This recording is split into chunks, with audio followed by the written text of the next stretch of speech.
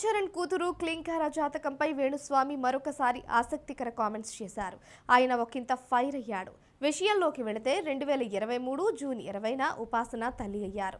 హైదరాబాద్లోని అపోలో ఆసుపత్రిలో ఉపాసన పండంటి ఆడబిడ్డకు జన్మనిచ్చారు. రామ్ చరణ్ ఫ్యాన్స్ ఆ శుభ సందర్భాన్ని సెలబ్రేట్ చేసుకున్నారు. రామ్ చరణ్ దంపతులు తమ పాపకు క్లింకార అని పేరు కూడా పెట్టారు.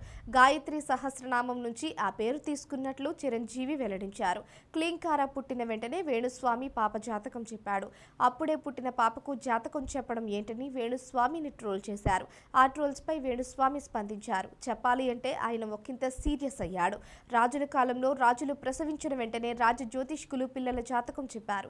దానికి అనుగుణంగా పరిహారాలు చేసుకునేవారు. ప్రముఖులకు పిల్లలు పుట్టినప్పుడు వారి జాతకాలు చెప్పడం ఆనవాయితీగా ఉంది. దాని వలన వాళ్లను అభిమానించే వాళ్ళు సంతోషిస్తారు.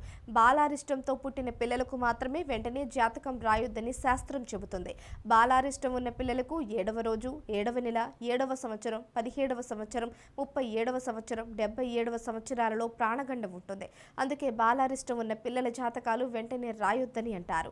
ఉపాసన రాజయోగంలో పుట్టింది. ఆమె పుట్టిన కారణంగా ఆ కుటుంబానికి కీర్తి సంపదలు వస్తాయి. ఇది తెలియని మూర్ఖులు నేను క్లింకార జాతకం చెప్పానని ట్రోల్ చేస్తున్నారు.